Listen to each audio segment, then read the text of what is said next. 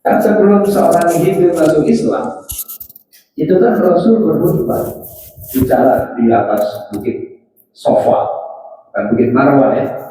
Saya nggak tahu nih kenapa bukan masjid Sofa. Ada sejarahnya. Berdiri di bukit Sofa, dan disitulah Rasul mengatakan, siapa yang berlindung di rumah Abu Sufyan aman, siapa yang berlindung di Ka'bah aman. Kata Rasulullah, antum tulaqo, kalian bebas, kalian tidak dibalas perbuatan kalian dulu, kalian tidak akan dibantai, tidak ada pertumpahan darah. Ya.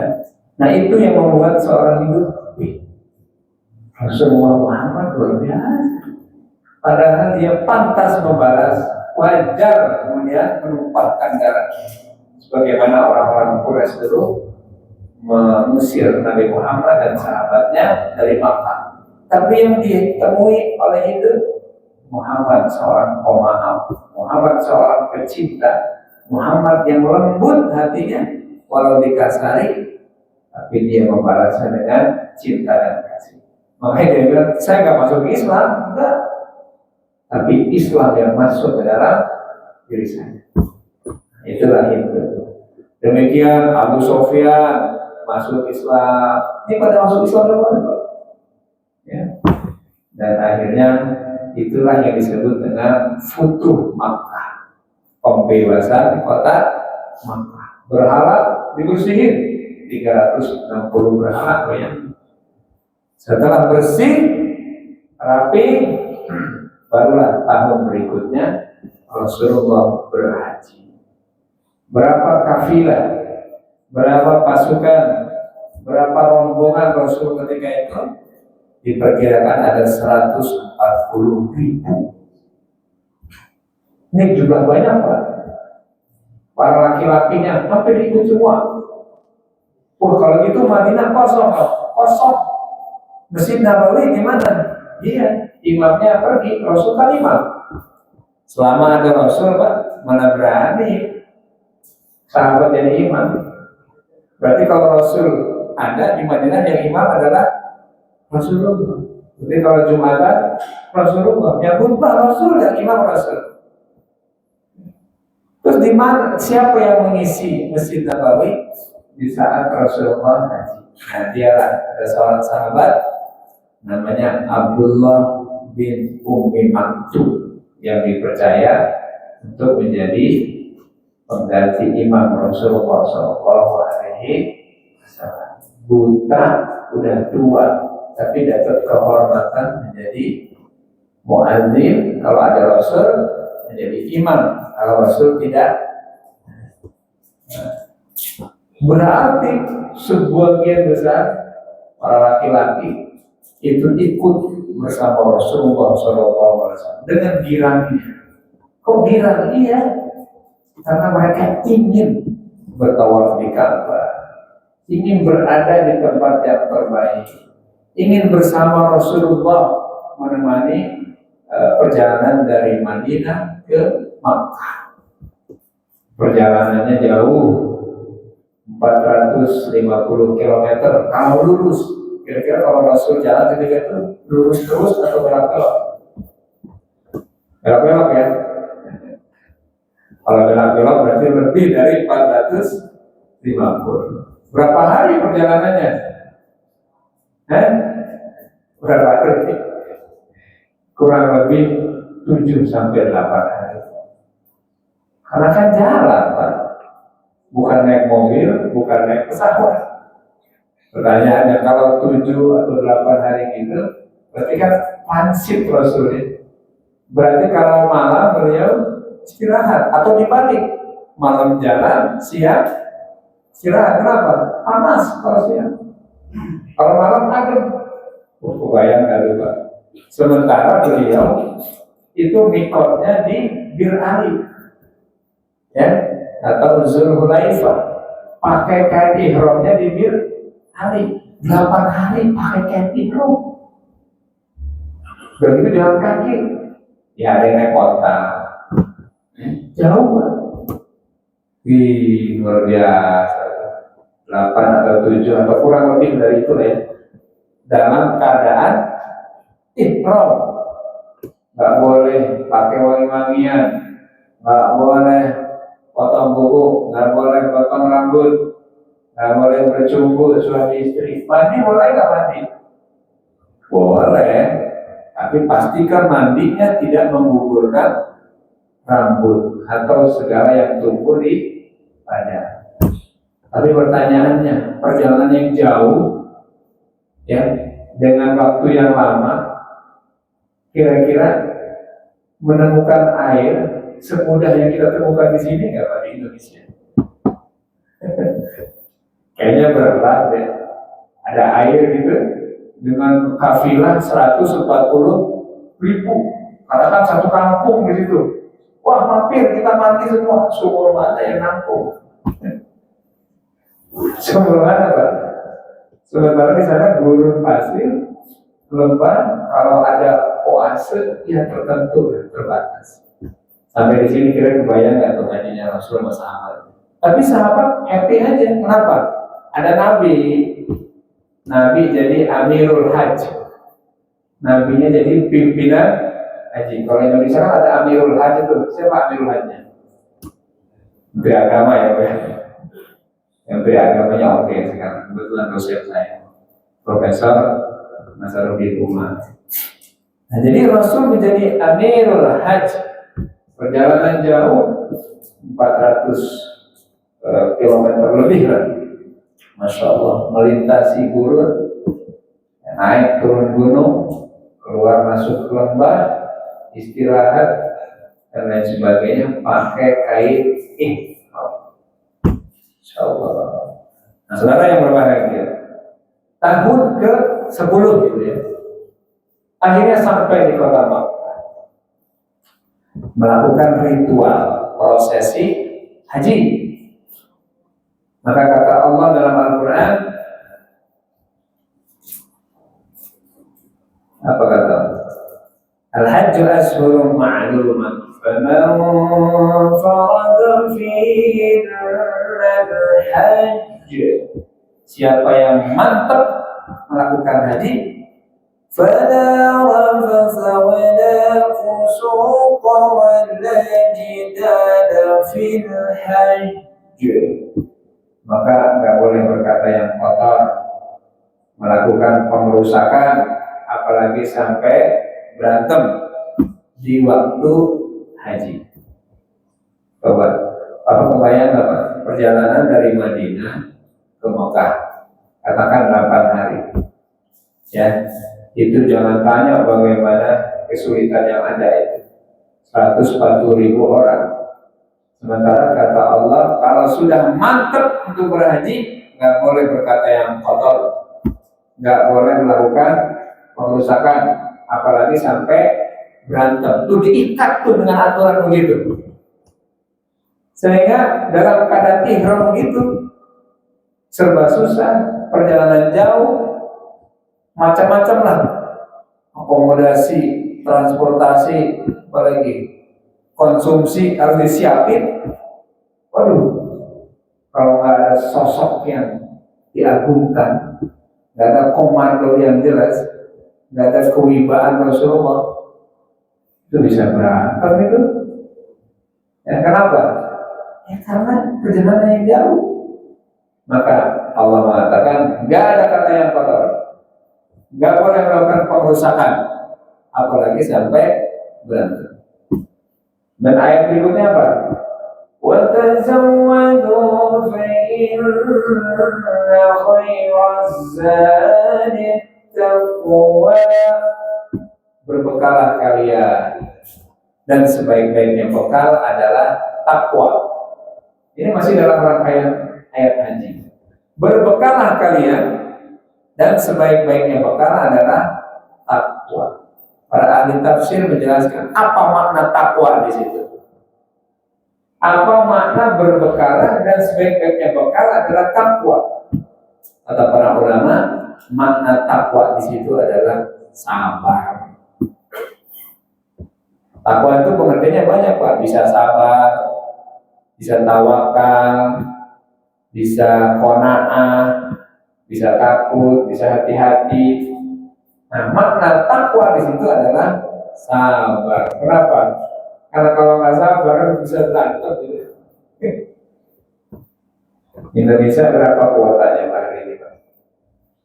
220.000 ya, 220.000 seluruh Indonesia, dikurangi plus itu 16.000, dikurangi Foroda nggak ngurangin karena Foroda itu tidak masuk ke kuota haji, di luar kuota, tapi dia resmi.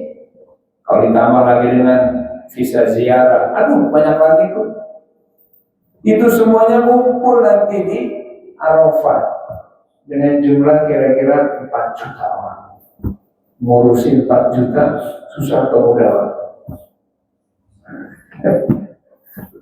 Lokasi Arafah itu Pak, luasnya itu 10 km persegi.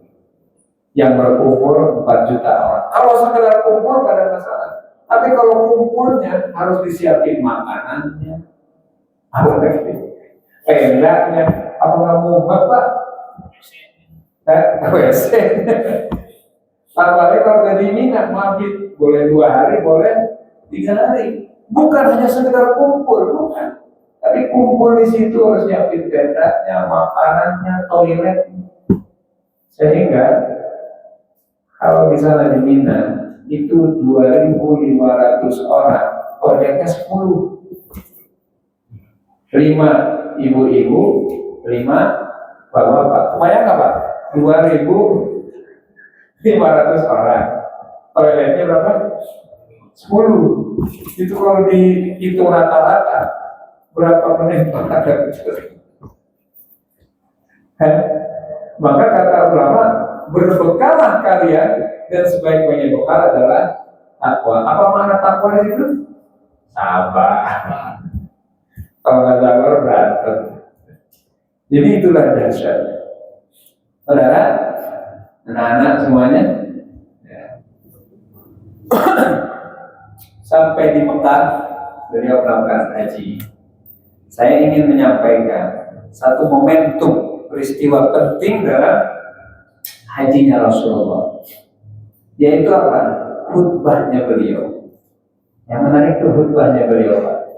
Kalau kita di perjalanan, ya, itu kan transportasinya, akomodasinya, tempat tinggalnya di Mekah, nanti di Arafah. Jangan bayangkan seperti sekarang. Kalau dulu masalahnya transportasi, ya. Tapi kalau sekarang masalahnya itu adalah bukan transportasi lagi, tapi jumlah yang sangat besar, yang sulit dikendalikan. Kenapa? Pemerintah Saudi boleh menentukan kuota haji sekian, tapi nggak bisa melarang orang untuk berhaji. Oh, kamu nggak boleh berhaji. Oh, ditentang Pak. Apa dalilnya melarang haji? Gitu kan? Itu kan aturan manusia yang melarang. Emang Allah melarang orang untuk berhaji? Nah, kadang-kadang dilawan dengan kayak gitu Pak, ya kan? Kuota haji ditentukan, tetapi orang nggak bisa dilarang untuk berhaji. Makanya yang kuota itu 2 juta misalnya, yang non kuota itu sama jumlahnya bisa 2 juta. Apa mumet gitu. Nah, saudara-saudara yang berbahagia, itu urusan transportasi dan konsumsi akomodasi. Tapi kita lihat apa yang penting yang disampaikan Rasulullah pada saat beliau khutbah di Arafah. Karena Arafah itu puncak haji, rukun utama dari haji. Nggak ada wukuf di Arafah, nggak ada haji. Nggak wukuf di Arafah, maka nggak disebut haji.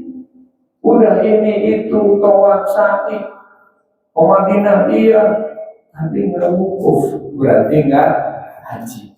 Nah, makanya pemerintah Saudi menghalangi orang non kuota ini itu hanya di saat apa? Prosesi wukuf di Arafah tadi. Kalau udah menjelang tanggal 9 Dzulhijjah semua ini diamankan, batas ini ada aparat supaya orang nggak masuk. Jadi diketatinnya hanya pada saat tanggal 9. Supaya apa? Supaya nggak masuk ke Arafah. Karena kalau nggak masuk ke Arafah berarti nggak haji. Kalau ke Ka'bahnya silakan aja. Kalau mau tawaf sa'i di mana Ka'bah silakan aja.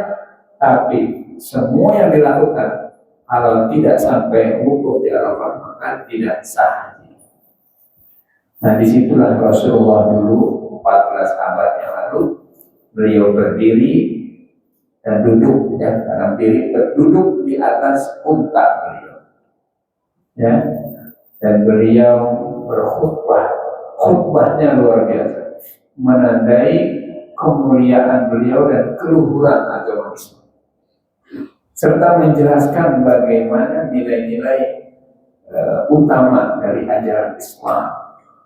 Karena beliau ketika khutbah itu tidak hanya bicara tentang ibadah mahdhah, ibadah khusus gitu. Ayo zikir, ayo gitu enggak. Ayo sholat enggak. Tapi bicara tentang kemanusiaan, bicara tentang harkat martabat umat, bicara tentang ekonomi, tentang apa? Ribawi itu kan dilarang keras. Perbudakan itu dilarang keras. Nah itulah makanya masyhur khutbah Rasulullah SAW.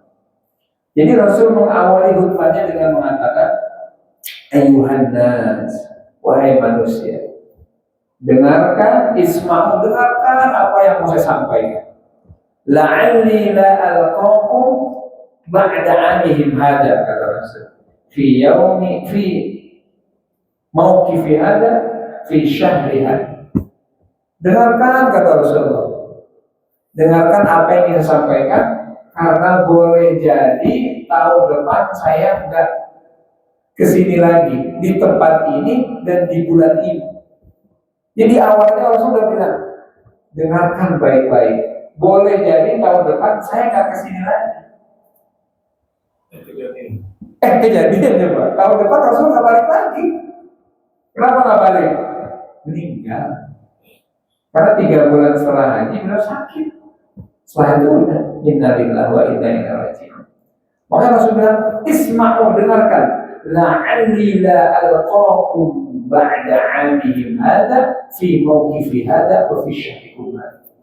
Dengarkan baik-baik, boleh jadi saya tidak lagi di sini tahun depan, di bulan ini dan di tempat wukuf ini. Nah situ Rasul pas sahabat tadi kira-kira dengan jumlah 140.000, banyak. Pakai speaker nggak kira-kira? Ya enggak lah Pak. Enggak. Terus gimana dong? Gimana jam 140.000? Rasul harus bicara keras ketika itu.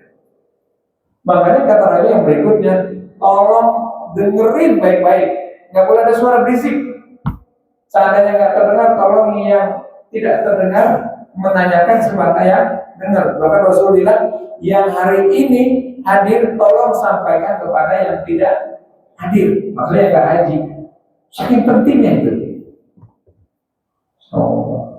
Terus Rasul bertanya, hari apa ini?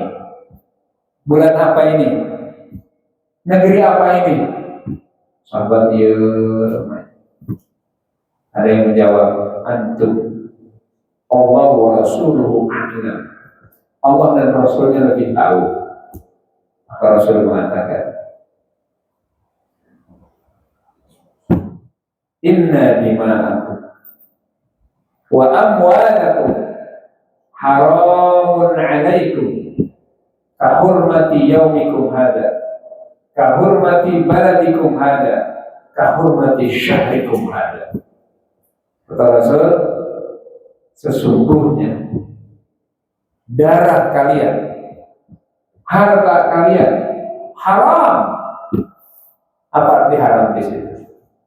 Bisa jadi nggak boleh, bisa juga suci, bisa juga mulia. Darah kalian nggak boleh ditumpahkan. Darah kalian terlalu suci untuk ditumpahkan. Harta kalian nggak boleh diambil oleh yang lainnya. dan harta kalian itu pun juga suci, jangan sampai dicampur dengan yang haram. Terus kata Rasul apa? Darah kalian, harta kalian haram atas kalian, seharam atau sesuci negeri ini, sesuci bulan ini, sesuci hari ini. Masya Allah.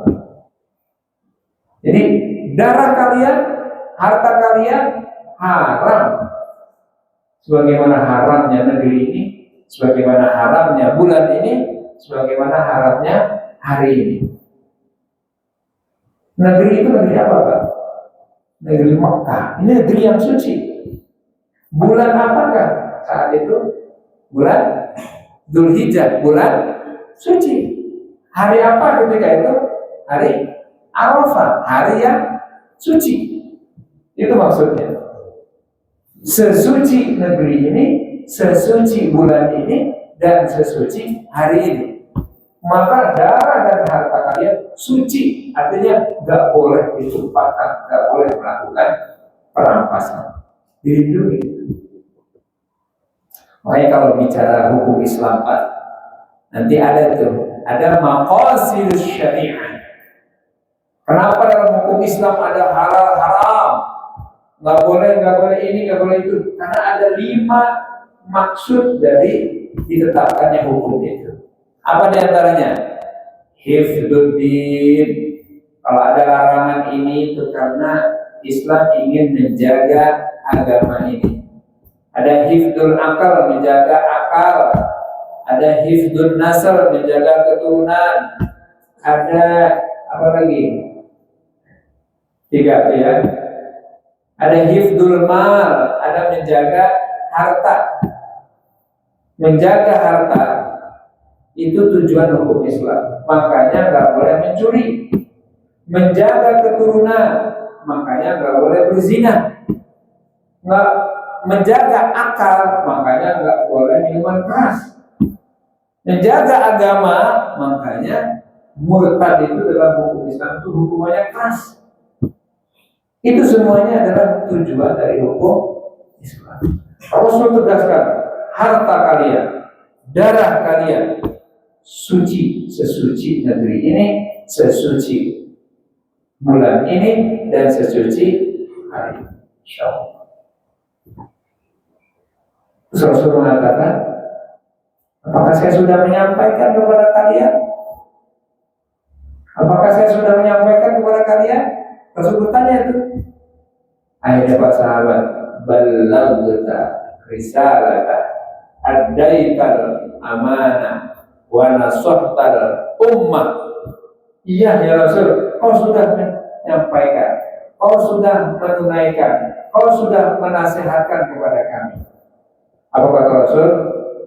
Ya Allah, persaksikan bahwa saya sudah menyampaikan ini semuanya. Jangan kau tanya kepada saya bahwa saya tidak menyampaikan. Saya sudah sampaikan ya Rasul. Rasul takut kalau di akhirat nanti ditanya sama Allah, Muhammad, kamu udah sampaikan belum pesan-pesan penting ini? Rasul makanya minta kesaksian, Pak. Wahai sahabat, saya sudah menyampaikan belum? Sudah ya Rasulullah, ya Allah, persaksikan. Mereka sudah bersaksi. Mereka sudah bilang bahwa saya sudah menyampaikan. Jadi jangan kau hukum kami karena kami tidak menyampaikan. Kan sudah menyampaikan. Itu sama kayak doa kita, Pak. Rabbana tu'akhidna in nasina aw akhtana. Kalau Rasul, ya Allah, jangan kau hukum saya karena saya belum menyampaikan. Saya kan sudah menyampaikan. Kalau kita doanya beda. Rabbana la tu'akhidna in nasina. Apa artinya? Ya Allah, jangan hukum saya. Jangan hukum kami. Karena apa? In nasina. Kalau kami lupa. Atau karena salah. Itu doa kita tuh, Pak. Ya Allah, jangan hukum saya kalau saya lupa sholat, lupa menjalankan amal soleh. Atau karena kami salah, salahnya karena nggak mau mencari ilmu, salahnya karena kebodohan. Jangan hukum kami ya Allah. Dari itu apa doa berikutnya Pak?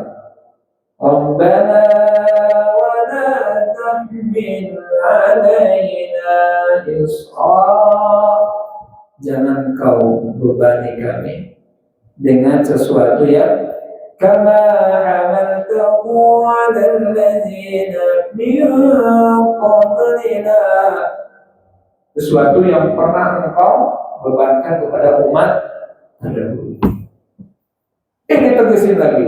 Rabbana wa la tuhammilna ma la taqata lana bih. Jangan kau bebani kami dengan sesuatu yang kami tidak sanggup untuk mengemban. Ini yang ngajarin Allah Pak. Jadi Allah tahu kemampuan kita itu sampai mana, tahu Pak.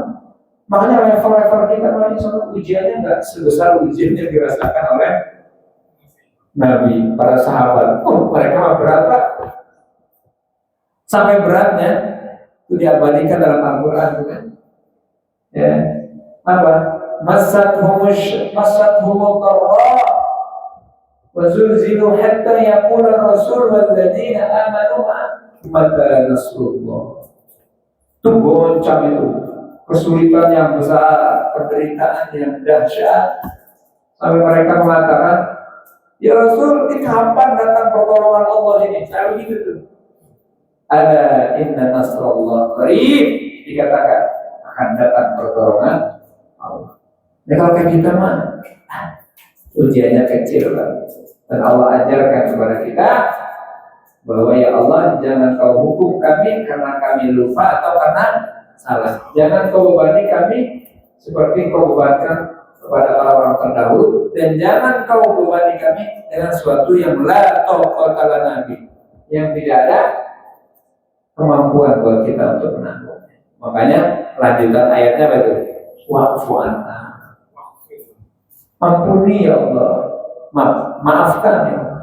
Waghfir lana, ampuni ya Allah. Warhamna, sayangi ya Allah. Anta maulana, engkau pelindung kami. Fansurna, tolong kami. Ala qaumil kafirin, atas orang-orang. Ini dahsyat di doa ini. Makanya dalam hadis Rasul dikatakan ada 3 ayat di surat Al-Baqarah yang kalau kalian baca dan hafal, nanti di hari kiamat, di padang mahsyar, ayat ini akan menjadi seperti burung yang mengepakkan sayapnya, dan kita ada di bawah. Hari di mana kita butuh perlindungan dari panasnya padang mahsyar, terus kita dapat berlindung tuh dengan ayat tadi itu. Karena dia mengambil posisi seperti burung yang mengepakkan sayap terus melindungi kita. Nah, benar bisa dihafal ya. Berarti dari ayat berapa itu? Yang bisa kita baca Pak? Nah, dari apa itu? Dari apa? 28 sama 28. Nah, gimana tuh? Lillahi ma fis samawati wa ma fil ardh wa in tubdu ma fi anfusikum aw tukhfuhu yuhasibkum bihi fa yaghfiru liman yasha wa yu'adhibu man yasha wallahu 'ala kulli syai'in. Amana ar-rasulu bima unzila ilaihi min rabbih wal mu'minun. Terus yang ketiganya la yukallifu, dihafalkan ya. Itu dahsyat tuh surah. Ya, kembali ke tadi. Kata Rasulullah, persaksikan ya Allah, saya sudah menyampaikan. Berikutnya Rasul melanjutkan Pak khutbah beliau. Apa? Beliau bilang bahwa pertama tentang wanita. Kata Rasulullah, ittaqullah fin nisa. Bertakwalah kepada Allah tentang wanita. Fa innakum akhadtumuhunna di kalimatillah. Karena kalian mengambil wanita itu menjadi tadinya haram menjadi halal dengan ayat Allah. Rasul tegaskan itu karena sejarah Quraisy itu merendahkan wanita. Merendahkan wanita. Apa yang terjadi sebelumnya? Wanita itu benar-benar rendah. Kalau dia menstruasi, disingkirin. Karena dianggapnya bahwa sial. Di karantina, diisolasi. Yang paling parah kan kalau lahir perempuan, dibunuh hidup-hidup. Kenapa? Perempuan ngabisin makanan doang. Banyak makan, perang gak bisa. Hina betul perempuan. Maka kalau lahir aja di kubur hidup-hidup, apalagi urusan warisan, gak ada warisannya. Tiba-tiba Islam datang dengan menetapkan hak waris atas wanita. Kan modern banget gitu. Keren banget. Sebelumnya nggak ada itu warisan buat wanita. Islam datang, walakum nisfu ma taraka. Buat perempuan setengah dari hak laki-laki. Kok nggak sekalian sama? Sama dong laki perempuan. Bukan dulu. Ya. Justru kalau kita pahami secara komprehensif, kenapa perempuan setengah, laki-laki satu? Karena laki-laki itu ada tanggung jawab nafkah. Nafkah itu kewajiban laki-laki. Dia dapat apa? Satu, ya kan? Perempuan enggak setengahnya kan? Tapi kan perempuan dapat juga dari keluarganya, nanti dapat dari juga dari suaminya karena kewajiban nafkah. Ketemu juga akhirnya itu. Nah jadi bayangkan hinanya, rendahnya wanita sebelum Islam. Termasuk urusan poligami. Sebetulnya poligami itu bukan ajaran Islam. Islam itu hanya membatasi. Karena sebelum Islam datang, orang Arab itu kalau punya istri kira-kira 10 itu sedikit. Ada yang gitunya berapa? 20, 30, orang 100 sudah ada. Ya, itu tradisi yang ada. Terus Islam datang membatasi berapa? Cuma 4. Berarti kan bukan ajaran Islam sebetulnya. Islam membatasi. Yang sebelumnya nggak jelas itu. Sudahlah hak wanita nggak ada tuh waris. Terus suka-suka juga orang mau menikahi bekas istri anak lah. Pokoknya macam-macam lah itu nggak ada aturan Pak. Islam datang dengan aturan kan luar biasa. Makanya yang ditegaskan oleh Rasul, bertakwalah kepada Allah tentang wanita karena kalian menjadi halal dari yang haram itu dengan menyebut kalimat Allah Subhanahu wa ta'ala. Masih ingat kan Pak? Aku akan nikah. Walinya bilang kan, saya kawinkan, saya nikahkan Anda dengan putri saya dengan mas kawin tersebut dibayar tunai. Sah? Belum dijawab udah sah. Itu terjadi kemarin itu. Itu dijawab lah, ini seorang laki-laki yang akan menjadi halal. Beberapa menit berdetik kemudian saya terima nikahnya dan kawinnya fulana binti fulana dengan mas kawin tersebut dibayar tunai. Udah tuh, ada ijab, ada qabul, ada penyerahan, ada penerimaan. Penyerahan, penerimaan itu namanya akad. Makanya disebut dengan akad nikah, ikatan. Udah diikat tuh. Yang satu menyerahkan anaknya, yang satu menerima tanggung jawab dari orang tua si anak. Halal deh, bisa berubah tuh. Hanya dalam waktu sekian detik yang tadinya haram menjadi halal. Sudah, kata Rasul, hati-hati tentang perempuan. Kedua apa? Nah ini yang menarik. Ini yang dikutip oleh banyak para pemuka internasionalnya tentang kesamaan derajat. Kemuliaan orang tidak ada warna kulit dan ras. Apa kata Rasul? Kullukum min Adam. Kalian semua, kita semua dari Adam. Wa Adam min turab. Nabi Adam itu dari tanah. La farqa baina Arabiyyin wa Ajamiyyin. Tidak ada bedanya orang Arab dan non-Arab illa bittaqwa, kecuali dengan takwanya. Rasul kan orang Arab asli, Pak. Ya, Quraisy, Makkah, wah kurang mulia gimana jadi? Tapi beliau dengan tegasnya mengatakan kita semua dari Adam, tidak ada perbedaan antara orang Arab dan Arab kecuali dengan takwa. Waduh, itu seorang Bilal bin Rabah dari suku Habasah berwarna hitam merasakan, wih luar biasa ya. Persamaan derajat yang membedakan takwanya gitu. Nggak ada kebanggaan karena saya kulit putih, karena saya mata biru, karena saya apalah gitu ya. Tapi yang memuliakan adalah ketakwaan. Inilah yang menandai membedakan tentang ajaran Islam yang luar biasa.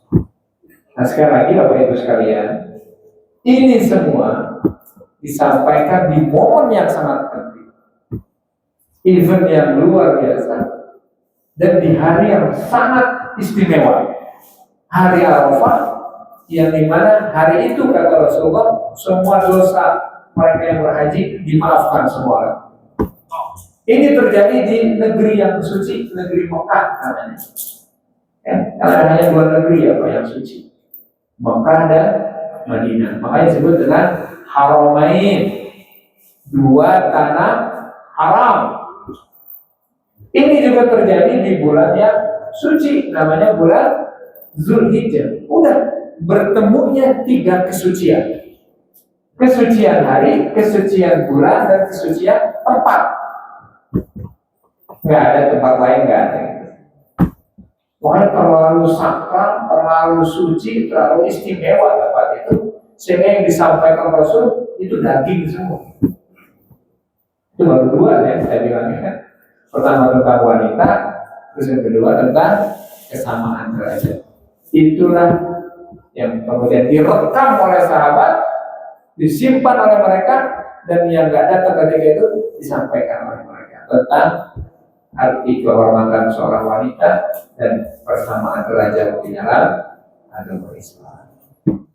Saya kira itu Pak. Udah masuk suruh belum? Udah bunyi belum? Itu udah ya Pak. Belum Pak Wahyu.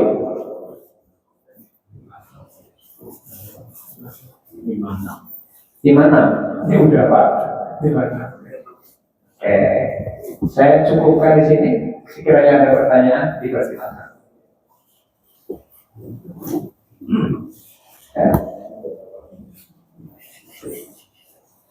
Tidak ada ya, berarti harus berlanjut nanti kita sambung lagi nanti ya. Nanti bulan depan masih ketemu.